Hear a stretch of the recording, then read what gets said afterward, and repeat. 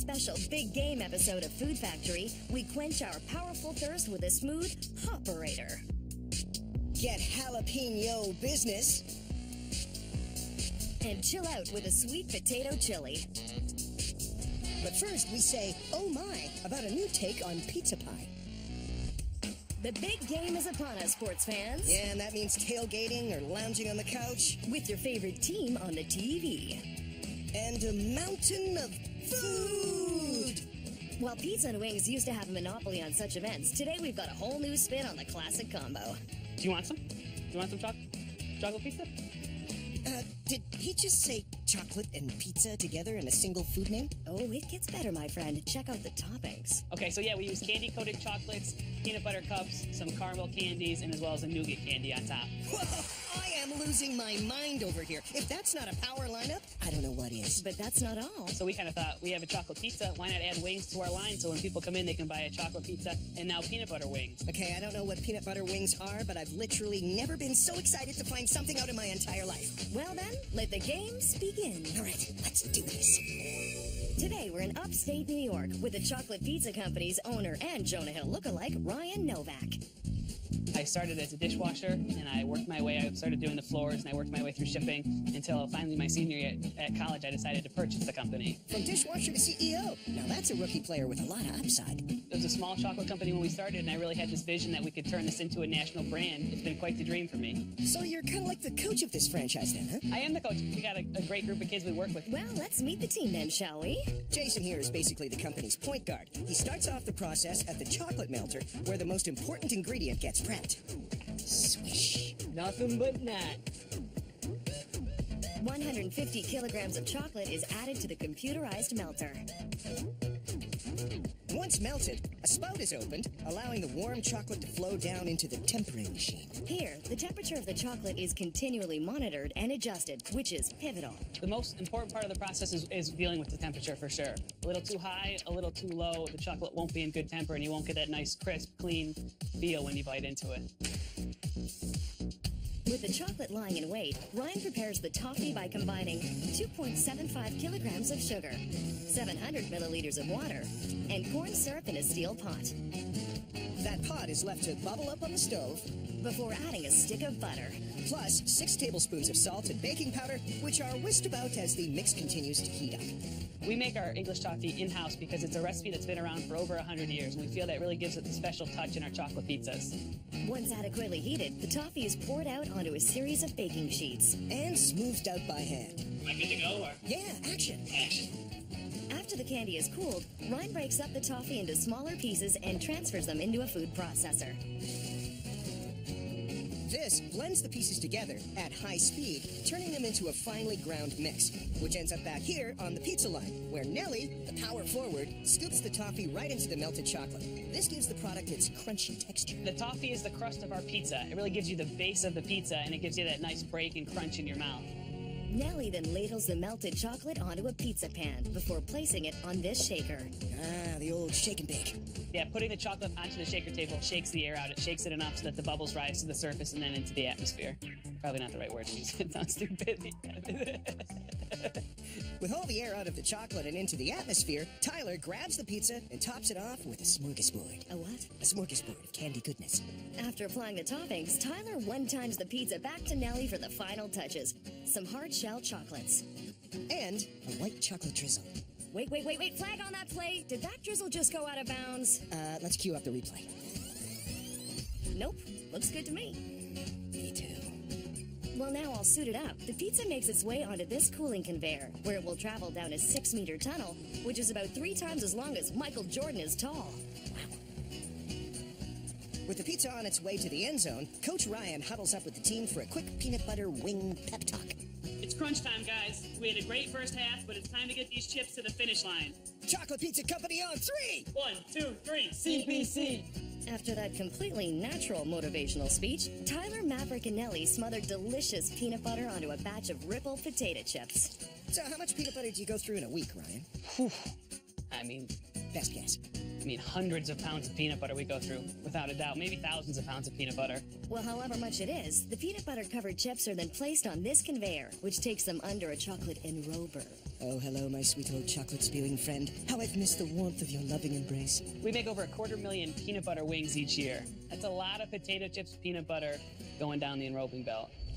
Once coated in chocolate, the wings pass over a shaking conveyor to, again, force the air out into where? The atmosphere. They then move into a cooling tunnel for approximately 20 minutes. Those things look tasty. My absolute favorite. Probably shouldn't talk with my mouth open. No, that doesn't look good. After a little bit of encouragement from the chocolate pizza company cheerleaders, Let's go, you're an island! Get there, let's there! the chips are placed into cellophane bags. As the pizzas get taken out of their cooling tunnel and are packaged in plastic sleeves. Both products are then put into cardboard packaging.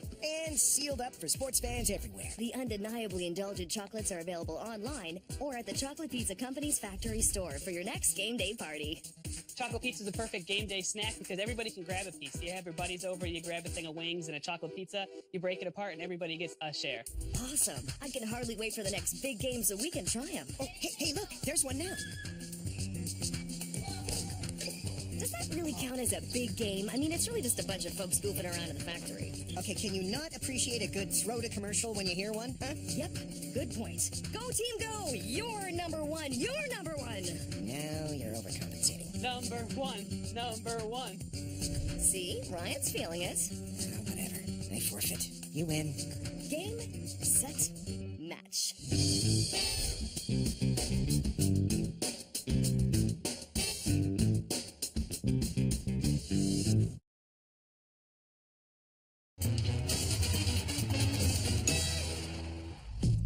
Next up to bat, we've got the perfect snack for your big game gathering. Ah, yes, they're crunchy Spicy. and can really only be summed up in one word. Pop, pop, pop, pop, pop, pop. Well, maybe a few more words would help. I don't know what you want me to say now. Yeesh, we gotta do everything around here. Today, we're with Adventure Foods, makers of TGI Fridays jalapeno poppers. And their VP, Steve Sklar, is here to talk a little trash. Other snacks, boring. Jalapeno poppers, phew, exciting and flavorful. It's true. They're spicy, cheesy, delicious, and really the only problem with the product is getting them into your mouth. Come on. But no need to get hung up on that. You have poppers all over me now. Don't rub, dab. I made it worse. Yep, you definitely made it worse. Okay, while Steve gets himself cleaned up, let's venture over to the company's Bluffton, Indiana factory to check out how these spicy poppers get produced. Game on. Julie here is the keeper of corn at Adventure Foods. She kicks off the process by adding 570 kilograms of cornmeal into the mixer. Wow, Julie, you're really making a meal of that, aren't you? And you thought your job was corny. Julie adds in 2 kilograms of calcium carbonate, which helps in puffing up the poppers. The mixer is connected to this 453 kilogram capacity hopper, where only a few additional dry ingredients such as salt and pepper are added. That simple ingredient mix then travels through this long auger, which feeds the very noisy extruder below. Can you hear the pop? No, I can't hear a thing! The extruder uses oil, steam, and extreme pressure to pop out the product in its fully formed shape. In other words, The extruder pops it like it's hot. Exactly. so with the jalapeno poppers now formed, they head up a series of conveyors that bring them to the oven. Here, the poppers get baked for 90 seconds at 400 degrees to make them extra crispy. So it brings it from a 10% moisture down to about a 2% moisture level, and that's what gives it that extra crunch. Those extra crunchy poppers head right on to another series of conveyors that bring them to the electrostatic tumbler. Electrostatic tumbler? I'm gonna need an explanation. The way the jalapeno popper gets seasoned is that it's actually negatively charged, and then the seasoning is positively charged. And when you put them in the seasoning tumbler, they attract to each other. It's like a magnet. And that's how you get the flavor to really stick to the product. In other words, Adventure Foods are mad wizard scientists, and they use the dark arts to flavor the poppers. Makes sense. So as the poppers toss and turn, they get covered in cheese. As jalapeno spice is sprayed down upon them from these nozzles above. I wish my shower sprayed me with jalapeno spice. You Anywho, with the poppers all suited up with spice, they now make their way atop another long series of conveyors to bring them to the packaging department. Yep, that's a lot of poppers to package right there. Every year we make over 400 million individual poppers, which is quite a lot. And they all end up at this bucket weigher system, which continuously sorts them into their 397-gram batch weights. And once they meet spec, the poppers drop down into this bagging machine, which dispenses the flat TGI Fridays branded packaging off of a roll. And in the blink of an eye, they're propped open, filled with poppers and sealed shut. I wish a bagging machine would prop me open, fill me with poppers and, Yeah, you know what? I'm going to stop you right there. that's probably for the best. Well, with those bags filled up, they're now sent onto a conveyor system. Where they accumulate into groups of 5 and get placed in master cases. From here, the jalapeno poppers now make their way back to the warehouse where they're taped up Stacked up. and palletized for sports fans worldwide. Jalapeno poppers are great when you're watching any big game. Football, basketball, golf, tennis, car racing, cricket. Go on. I don't know any more sports, guys. Oh, come on, Steve. You forgot the big ones. Chess lugeing, Yeah, hamster gymnastics. European snowman jousting. Oh, and jalapeno popper football, obviously. Jalapeno popper what? 397! Jalapeno! Pop! Pop! This is weird. What's odd about a bunch of grown men playing football with a bag of TGI Fridays jalapeno poppers? I mean, really? Yeah, I suppose you're right. Guess I'll work on my toss. Hey, Steve, think fast! Whoopsie. Looks like someone's been missing practice. Let's grab some bags of poppers and get out of here. You know I'm right behind you. Hey, Steve, any last words, dude? Pop. Well said, my friend. Well said.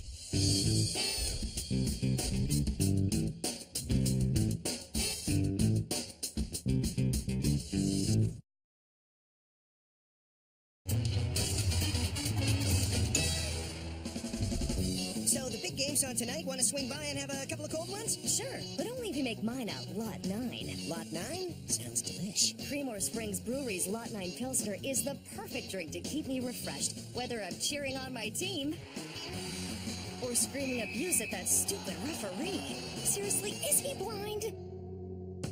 Lot 9 is a Czech-style Pilsner, which just so happens to be the most popular style of beer in the world.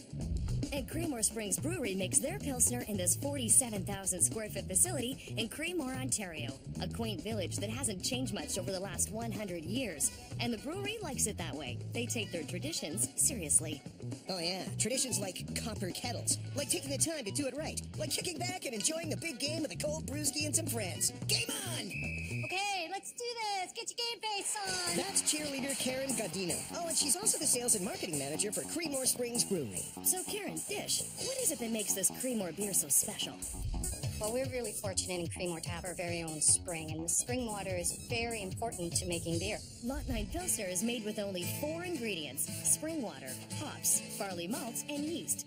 So each one has to be the very best. Every day, Creemore Springs, The brewery, gets water delivered straight from Creemore Springs the underground spring, in 10,000-liter tankers. Each tanker is enough to make 1 batch of Lot 9.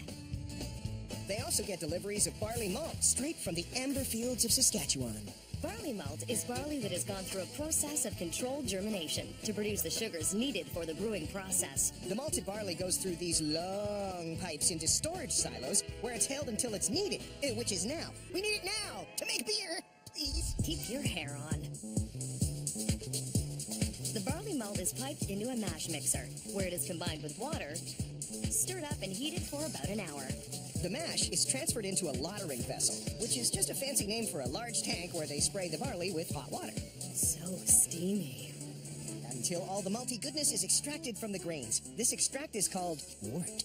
With an O. The wort is boiled in the 7,500-liter old-timey gas-fired copper brewing kettle for about 90 minutes.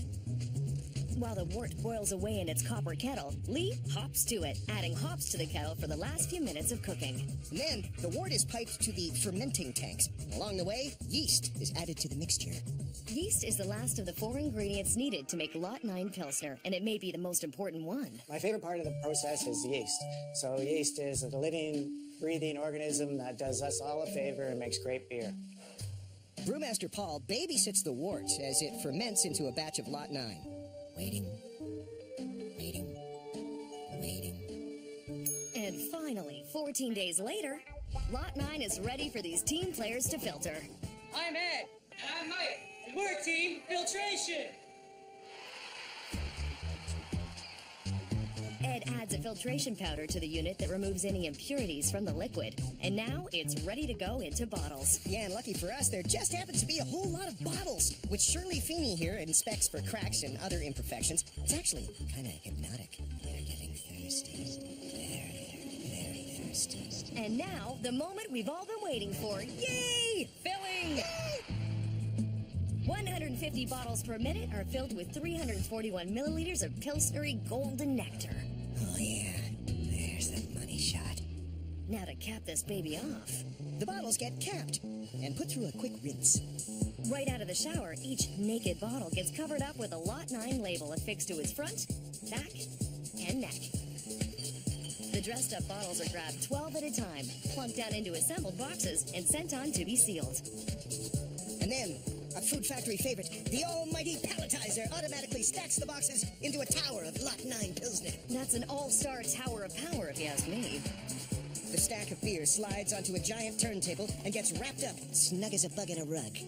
The pallet of beer is moved to the warehouse, ready to be shipped to thirsty sports fans across the country. And right here in the brewery. Well, buddy, pass is in, tops are in, let's watch the game. Should we tell them that they can't get any channels on that? Nah, they seem happy. Let them be.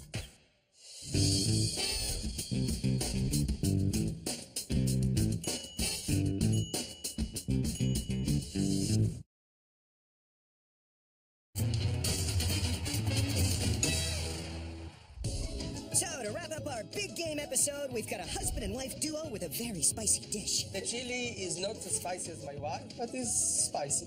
But as sweet as me? But as sweet as you. I You're thought sweet. Oh, there you go. Sweet and spicy, the key ingredients to a perfect marriage. And the perfect chili. Sunflower Kitchen's sweet potato chipotle chili perfectly marries these flavor combinations for a taste that's great on its own. Or as an add-on to other dishes. The chili can be put on nachos, and you can sprinkle some cheese. And they can put it on their hot dog. You can put it on hot dog. Good idea. Narith and Eldad started their vegan and gluten-free company out of their home kitchen and have grown it steadily over the past 20 years. And the key to their success has been teamwork. I just do what she says. Liar. What's not a lie is how delicious the organic chili tastes. Made in this Toronto facility, the recipe starts by prepping kidney and navy beans. Toot toot. In these 227-liter kettles. The kettles reach a temperature of 98 degrees Celsius in order to adequately soften the beans before they get sifted back into these bins below. Hey, who's that star player? My name is Gustavo, and I'm my line operator. So, what do you think of the chili, G-Man? Pretty perfect for tailgating, huh? Chili is great when you're watching a game. Makes you feel full of energy, and that's what you need when you're watching a game, right? Right. Meanwhile, on the other side of the factory, organic carrots, celery, and onions are chopped down to size. After the team finishes with the chopping, they unwind with the good old-fashioned game of everyone's favorite pastime, celery stick onion ball. Strike one! Strike two! Home run! Inside the peeler, sweet potatoes quickly swirl around, passing over top a textured surface similar to sandpaper, which rid them of their skin. As the peeler does its deed, Raj gets the tomatoes ready to... How you say this? I'm not gonna touch this one. Ah, puree them. Yeah. Oh, puree, of course. Once pureed, the tomatoes are rolled over to the 600-liter steam kettle where all the ingredients rendezvous. 35 kilograms of onions are the first to go in, along with 1.8 liters of sunflower oil. It's all mixed up and left to saute. Once finished sautéing, the rest of the ingredients come off the bench and are poured right in. All the ingredients are very simple. They're ingredients that you can read. There is no preservatives. There is no chemicals. But there is... And lots of love. Lots of Okay. After being topped off with a proprietary blend of spices, including chipotle, cumin, and parsley, the kettle is closed up and the chili is left to cook at 96 degrees Celsius. Once cooked, it's off to the filling line. Pre-washed glass jars are placed onto a conveyor, 2 at a time, and stormed down the field to get filled up with 956 milliliters of steaming hot goodness. Sunflower Kitchens fill 75,000 of these jars with their various organic vegan chilies in a given year. A jar of chili can feed one person my size. Or 3 normal-sized people. Well, however many a jar can feed, a lid is manually screwed on, a best before sticker applied, and the jars move through a labeler, eventually getting stacked up here on this rolling rack before getting shipped out to chili fans nationwide. This delicious chili is bound to please even the pickiest big game party goers. You're having a party? No. When? I'm not. Never mind. But you just said that... Roll end credits, roll end credits!